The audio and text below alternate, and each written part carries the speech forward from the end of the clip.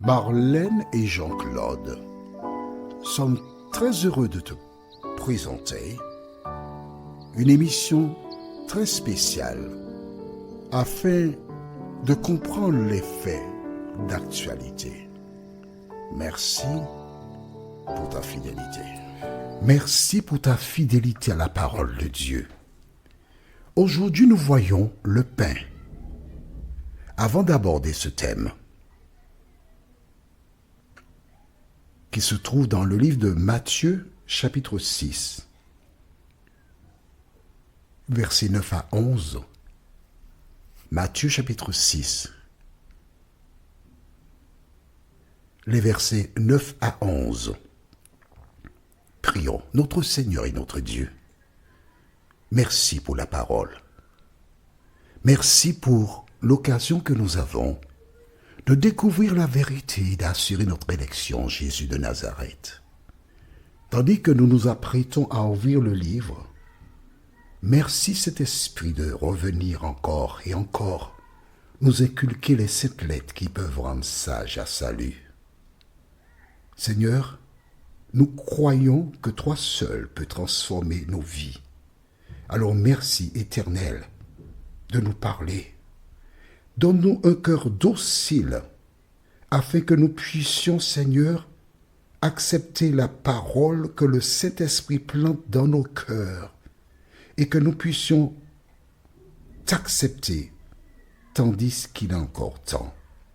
Éternel, merci de nous diriger jour après jour, nous t'en prions, au nom de Jésus et pour ta gloire éternelle.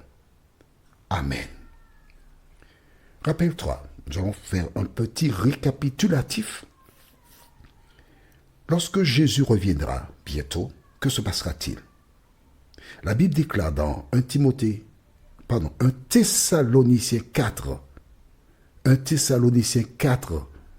les versets 15 à 17. C'est ce que nous avons vu récemment.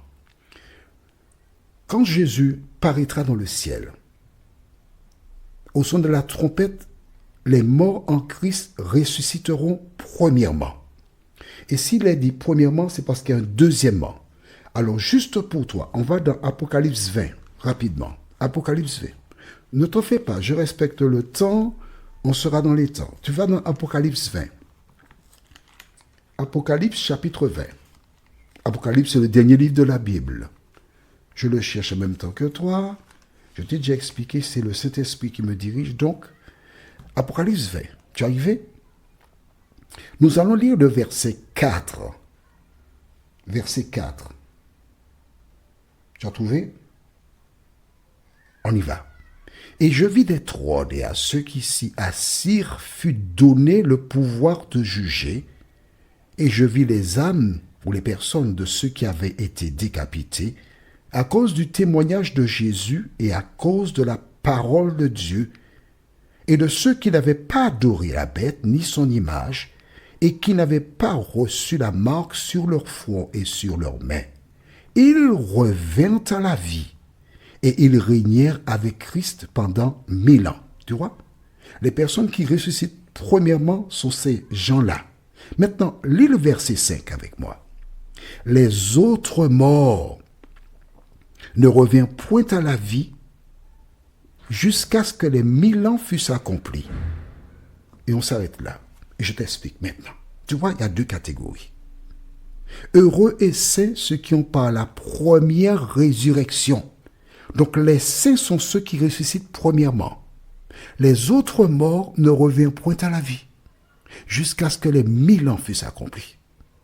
Une fois que les saints sont ressuscités, les saints vivants ainsi que les saints qui viennent de ressusciter, sont transformés. Ils ont un corps incorruptible. Ils montent sur les nuées des cieux et ils seront avec Jésus pendant l'éternité. Mon vœu pour toi, c'est que tu fasses partie de celles et ceux qui ressusciteront premièrement, ou que tu fasses partie des saints qui seront transformés et partiront dans ce wagon-là. Aujourd'hui, nous voyons quoi? Le pain. Jésus continue à former ses disciples leur fit plein d'exhortations. Et un jour, les disciples dirent, « Ah, tu sais quoi?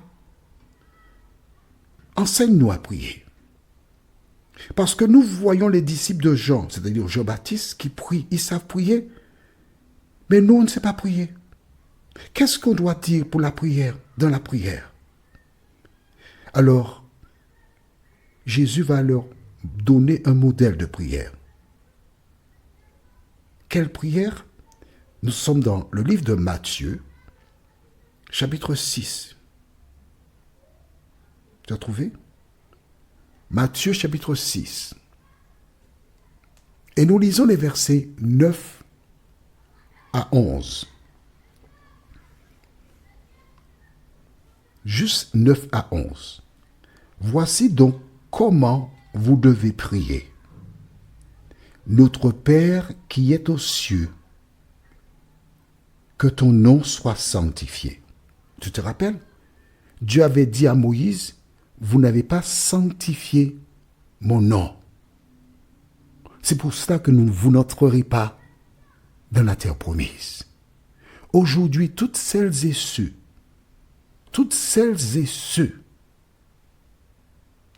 qui ne sanctifient pas le nom de Dieu, c'est-à-dire ne pas obéir à la parole de Dieu, toutes ces personnes-là sont perdues. Alors, tu es où là, toi, actuellement? Fais-tu partie des perdus ou encore de celles et ceux qui veulent être sauvés? Si tu veux être sauvé, il faut sanctifier le nom de Dieu. Or, tu as vu que Moïse, en désobéissant à l'ordre donné par Dieu, Dieu a dit, vous n'avez pas sanctifié mon nom, vous n'entrerez pas dans la terre promise.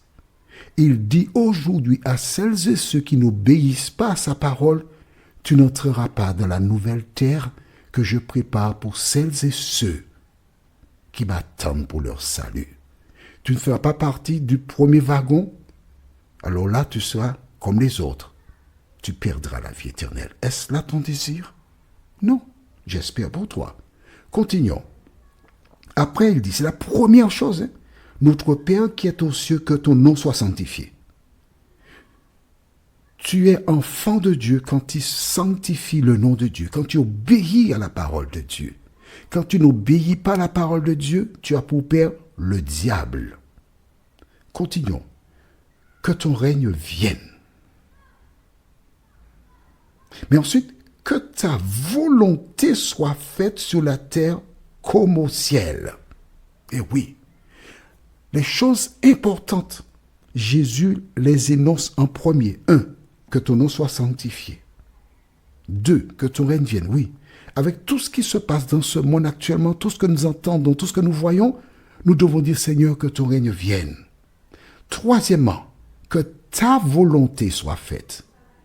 Les enfants de Dieu n'ont que seul désir, que la volonté de Dieu soit faite. Et ils sont là pour encourager celles et ceux qui ne font pas la volonté de Dieu à tourner leur regard vers le Sauveur du monde. Ok, ça c'est le numéro 3. Et le 4e, c'est quoi selon toi? Allons, 4e, c'est quoi? Donne-nous aujourd'hui notre pain quotidien. Et nous nous arrêtons à cela. Jésus, en enseignant à ses disciples à prier, il leur a dit, dites dans la prière, donne-nous notre pain quotidien. De quoi s'agit-il? Les Hébreux savent de quoi il s'agit. Pourquoi? Parce que chaque jour, il allait récupérer ce qui s'appelle la manne dans le désert. Il mangeait cette manne chaque jour, mais le jour qui précédait le sabbat, ou encore le jour de la préparation, il prenait en quantité double. Et c'est ce que nous verrons prochainement, l'histoire de la manne. Que représente la manne? Pourquoi la manne? C'est ce que nous verrons. La manne avec le peuple d'Israël dans le désert. Je puis te certifier que tout ce que Dieu fait, il y a une raison à cela. Il y a des leçons à tirer. L'important pour toi et moi, c'est d'obéir à la parole de Dieu. car c'est seulement en obéissant à la parole que nous sommes en mesure de sanctifier notre Père céleste. Alors, es-tu déterminé à sanctifier Dieu? C'est pas tout de dire que ton nom soit sanctifié, non. Tu as vu, Moïse, désobéissant à la parole, Dieu a dit, tu n'as pas sanctifié mon nom. C'est ce que tu veux faire toi aussi? Non, je t'en prie. Relis tout ce que nous avons déjà fait. Lis la Bible. Demande au Saint-Esprit de t'aider à continuer à avancer dans la parole. Et tu verras la gloire de Dieu. Jésus a déclaré devant la tombe de Lazare, si tu crois, tu verras la gloire de Dieu. Je demande à Dieu de t'aider afin que tu vois sa gloire, afin que tu tournes les regards vers le Créateur des cieux et de la terre, et que tu ne te laisses plus tromper par quiconque. Notre thème pour la prochaine étude s'intitule « Nouveau murmure ». La référence se trouve dans Exode chapitre 16, et nous lirons les versets 2 et 3. Exode 16, versets 2 et 3. En attendant, prions. Notre Seigneur et notre Dieu, beaucoup de personnes disent le Notre Père sans connaître certains éléments de cette prière dominicale. Merci Saint-Esprit de nous éclairer. Merci de continuer de nous diriger et permet que nous puissions jour après jour, éternel, découvrir en profondeur ton amour pour la race humaine. Garde-nous dans ta paix et dans ta grâce. Et cet esprit continue encore et encore à nous façonner à l'image de Jésus, nous t'en prions, en son nom et pour ta gloire éternelle. Amen. Que l'Éternel continue de te garder et te bénir. Que l'Éternel place ses anges autour de toi pour t'arracher de tout danger. Et que le Saint-Esprit scelle ses paroles divines en toi pour le temps et l'éternité. Et, comme tu le sais déjà, il me tarde de te retrouver. Nous sommes parvenus au terme de notre réflexion. Si d'aventure tu as une question, il te suffit d'envoyer un message par le biais de WhatsApp au numéro suivant, plus 596 696 88 93 93. Et alors Jean-Claude, moi, je me ferai un réel plaisir de répondre à ta question.